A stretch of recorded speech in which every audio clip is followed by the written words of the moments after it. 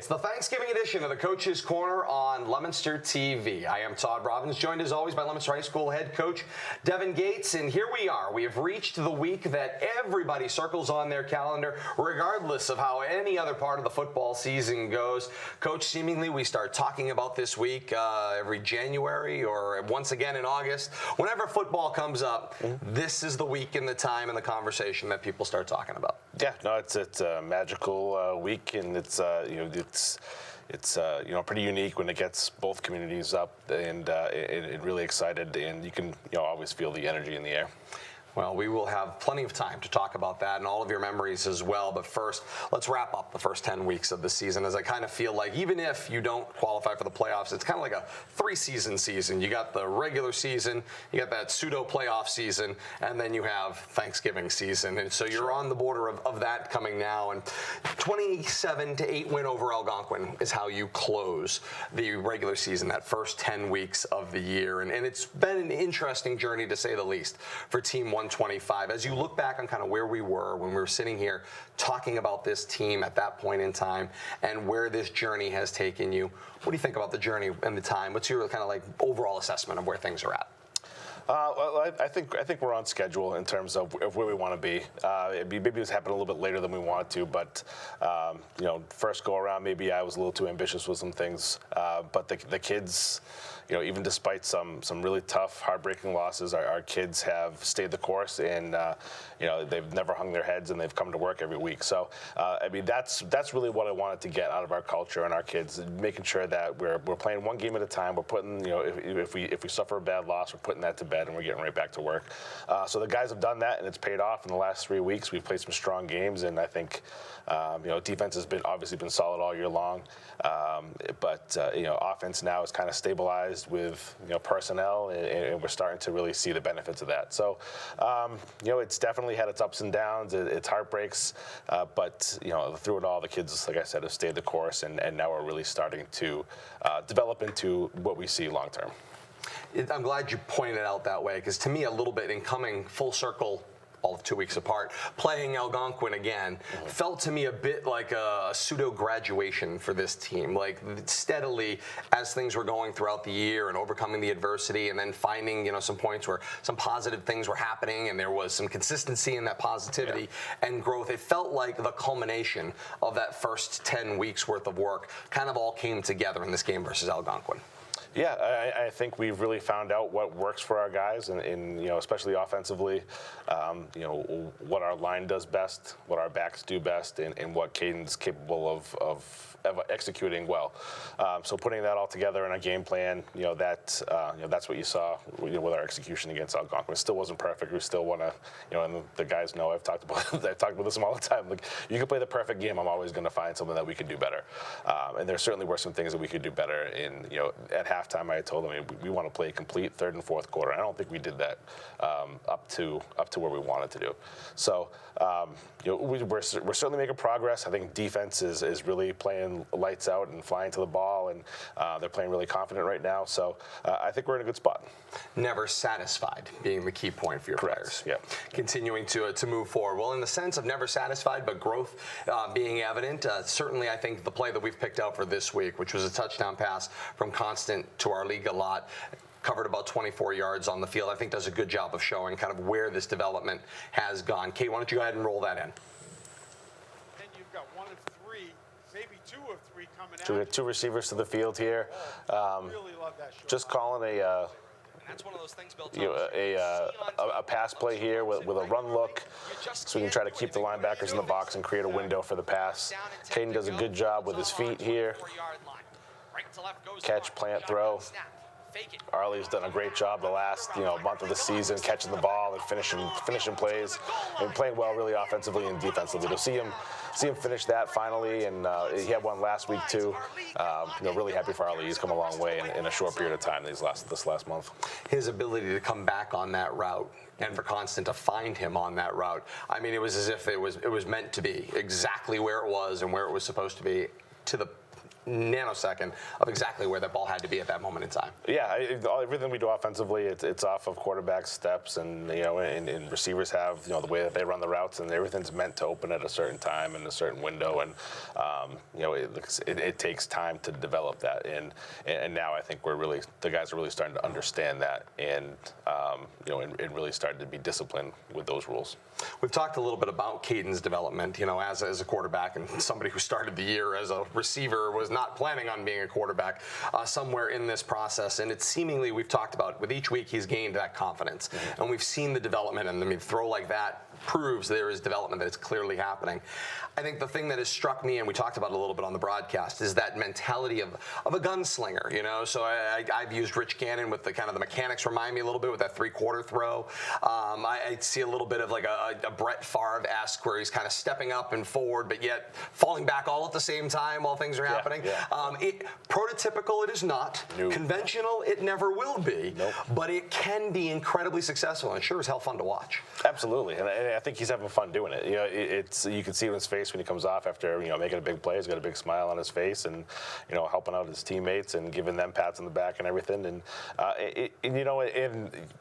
as a quarterback coach, I've always kind of go back and forth of fundamentals and whatnot. If the ball gets there, it's a catchable ball. It gets out on time, and that's really what we worry about. And especially in high school, the ability to create when things break down. That's a huge benefit to any offense, and I think Caden has that quality.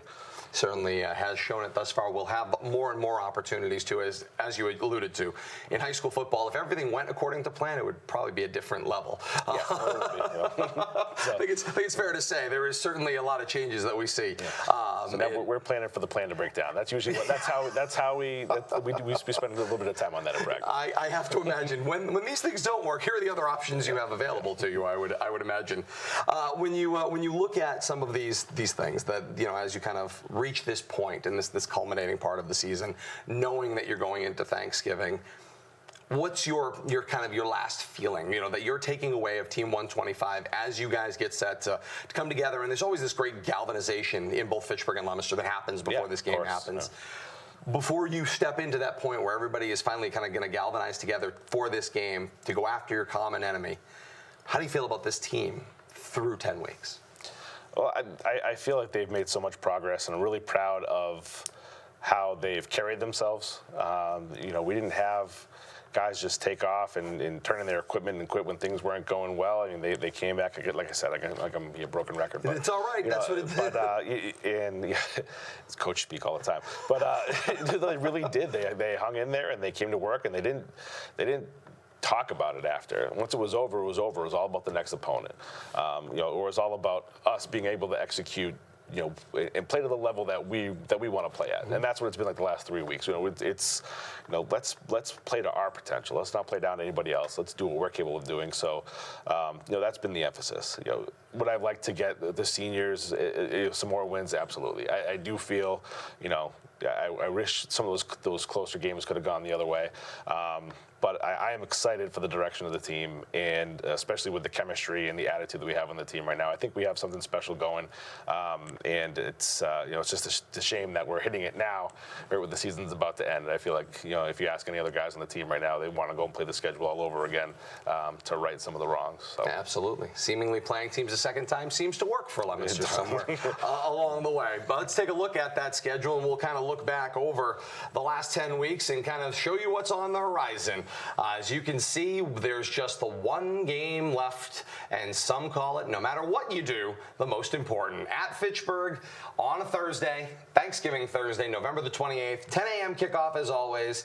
It's the Classic, the 138th meeting of Leominster and Fitchburg, the 114th Thanksgiving Day Classic, celebrating the 125th year of this rivalry. And coaches, we kind of turn our attention toward things that are going on, and they always, kind of bear mentioning at this point in time. You got Breakfast for the Bands coming up by the Fitchburg and Leominster Rotary Club coming up this weekend. That's Sunday, November the 24th, 8 to 11:30 a.m.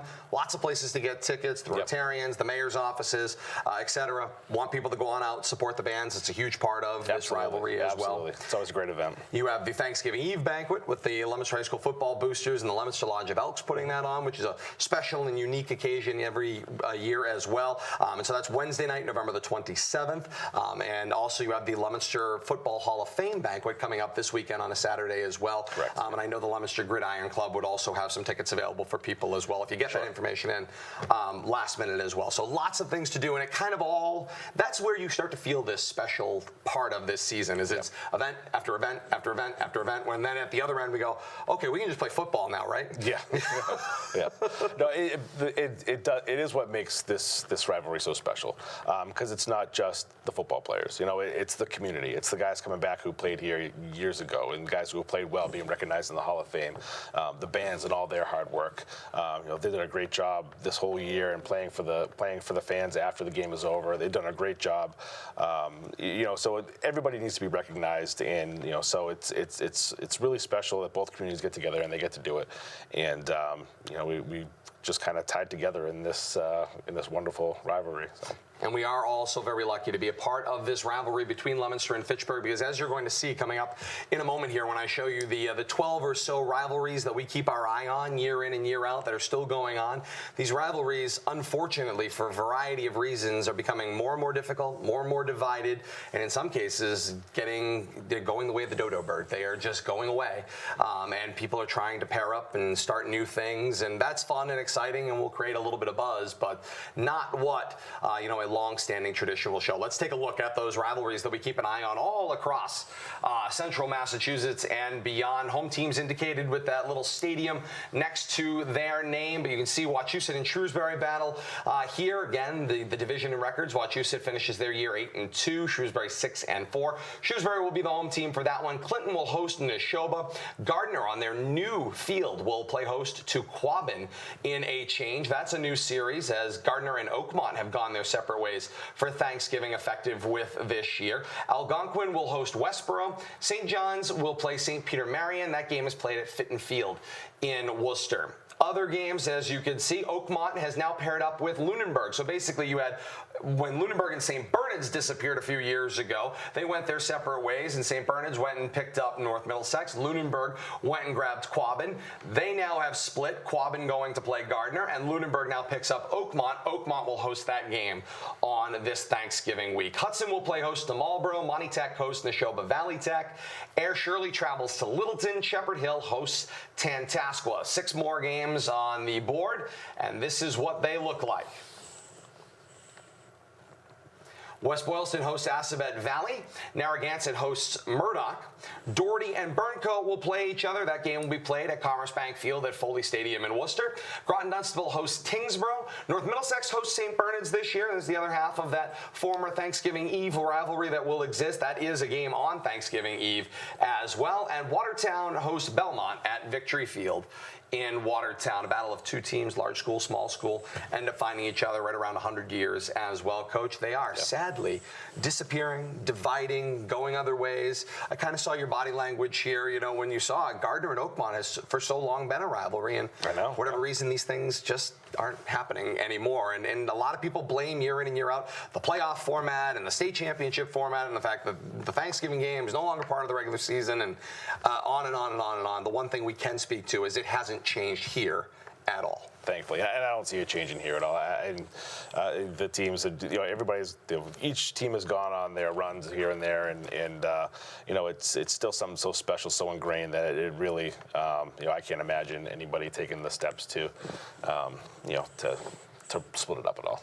Don't see it happen. Thankfully. Yeah. All right, let's hop in the Wayback Machine and let's start talking about some of your Thanksgiving memories. And I always like to kind of think back, and when I discuss this with people, is kind of figure out what was that moment for you. Everyone kind of experiences it, where you get that like aha moment, like you get just how big a deal this really is. It can be any time. At some point, everyone goes through it. For me, I know it was the first. I had said this to you before off air. The first Thanksgiving banquet I attended as a freshman in in '99, and I got to meet some of these legends whose names I knew, but had never seen in person, heard speak, never seen that fire and brimstone speech that would come from whatever alumnus came back and was picked to speak for that particular year, and then getting to meet Huck Hannigan, who was somebody who I had imagined being about 6.5 feet tall, and turned out he was, just a little over 5 feet tall, but yet somehow still commanded an entire presence. Yeah, absolutely. That really, I was like, wow, this is really unbelievably something. What was that moment for you? When did you kind of get that feeling? Well, growing up, I always knew Thanksgiving was special, and we always went to the games, and you could always feel the energy and, see the crowds. But I think my freshman year, when I was able to play up and dress for the varsity team when we played at Doyle, and just walking on the field on that morning, seeing 10,000 people wall to wall across the bowl in the stands, that's when, and having the pads on and knowing that they're a part of it. I think that's where it really became real to me. And it was a special moment, and the game was a special game, going back and forth, 44-40, and I was hooked after that. Not that I wasn't before, but as a player, it's like you think it's another game. How much more special could it be? And then you get out there, and it's kind of hits you like a ton of bricks. It's pretty awesome. No question about that. So as you kind of have now experienced this kind of development, right? You went from a fan to a player, now a coach in this rivalry. How has your viewpoint of this changed over time? I think it's a good question.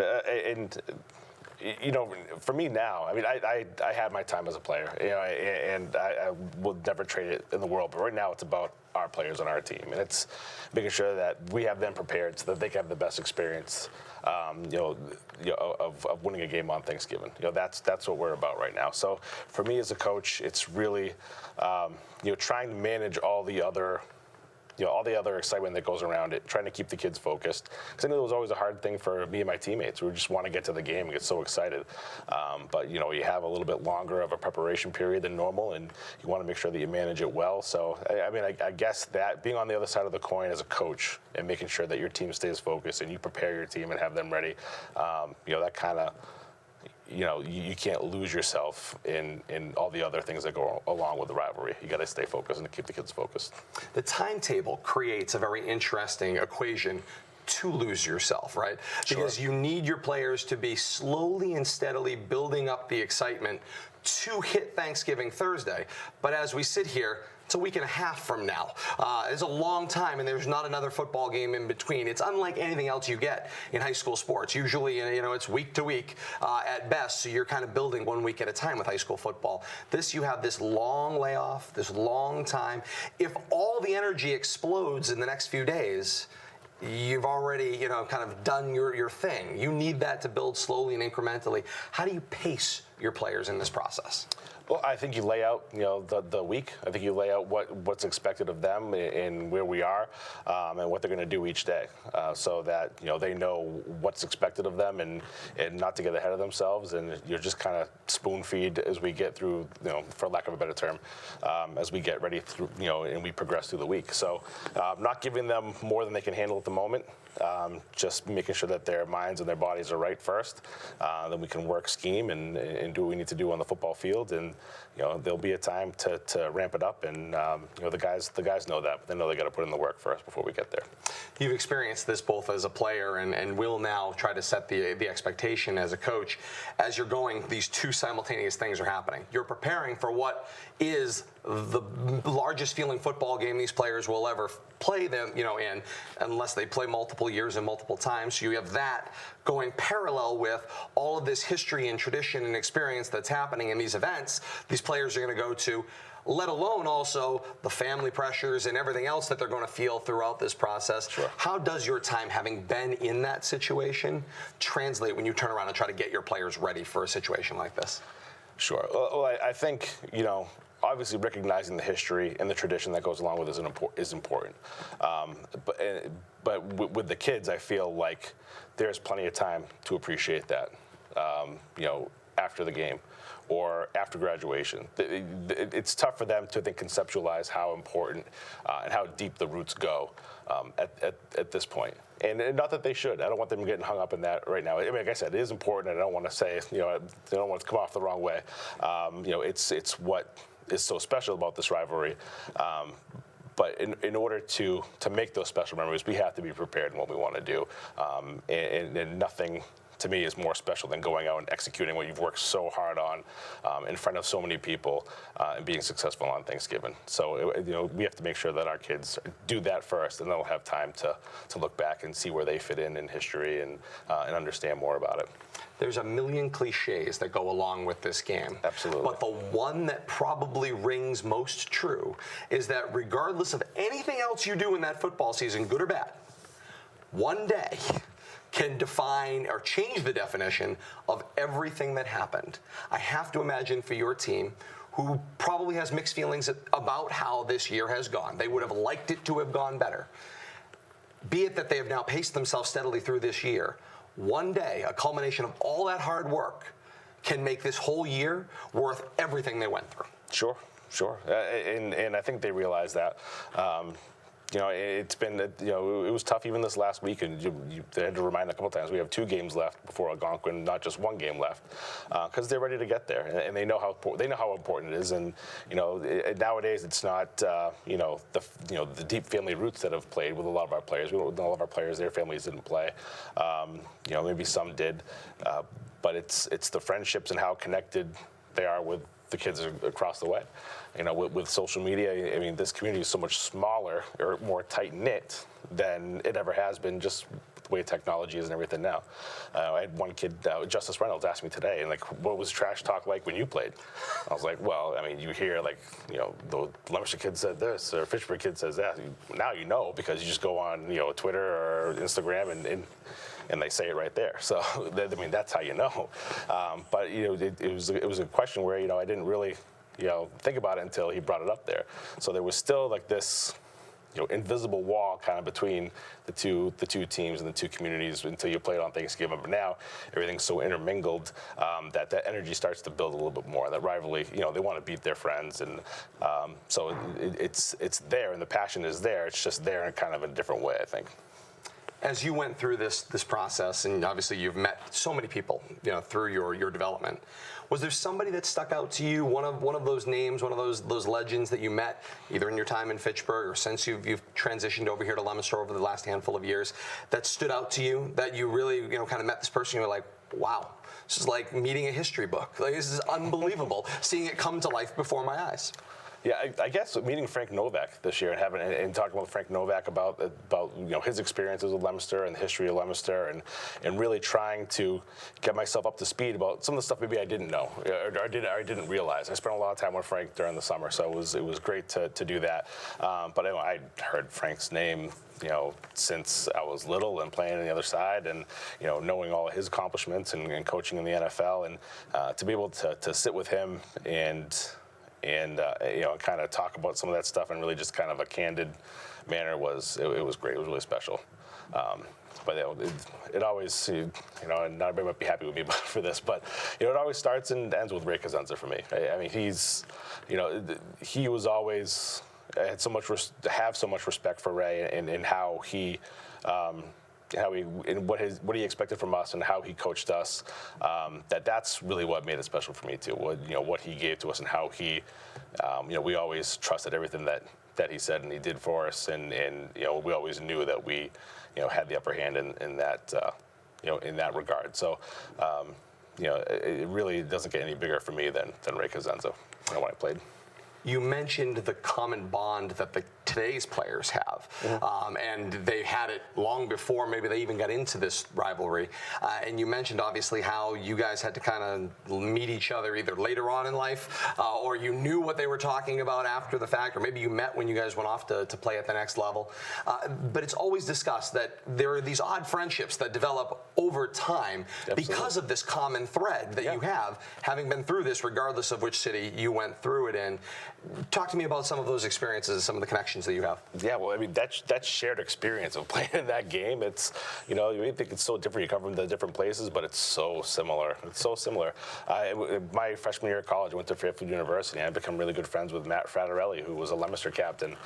You know, it's a friendship that we still have, you know, to this day. You know, even, you know, a lot of kids from that class, too, the class of 97 from Leominster, I am really good friends with. And, you know, those things just develop after you go, and you feel like you've known them forever just because you've shared all that stuff and you've gone through it. So there's definitely a type of fraternity, I think, once you kind of let the rage kind of subside after a little while, and you get to realize how special of an event it is. You know, that you share it with another whole group of people, and. You know, it was really great for me to get to become friends with them and see the other side, and we're, you know, kind of different but so similar all at the same time. So.